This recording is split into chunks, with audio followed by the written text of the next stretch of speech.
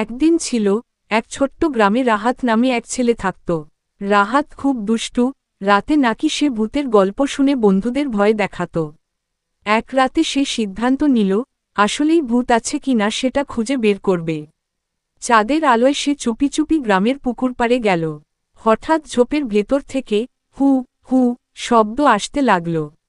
রাহাত ভয়ে গা কাঁপলেও সাহস করে বলল, কে আছো? তখনই সাদা কাপড় পরা কিছু একটা বেরিয়ে এলো। রাহাত চিৎকার দিয়ে দৌড়াতে শুরু করল। কিছুদূর গিয়ে সে শুনল, থামো থামো। রাহাত দাঁড়িয়ে গেল। তখনই বুঝতে পারল ওটা ভূত নয়, তার বন্ধু শাওন। শাওন মজা করার জন্য সাদা চাদর জড়িয়ে ভূত সাজছিল। জনেই হেসে কুটি কুটি হয়ে গেল।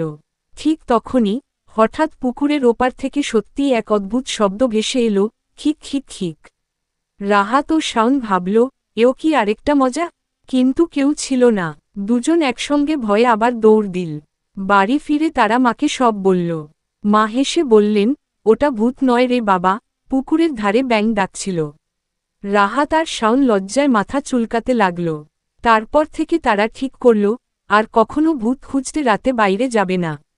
তবে এখনও তারা বন্ধুদের মাঝে বসে এই গল্প বলে হাসাহাসি করে।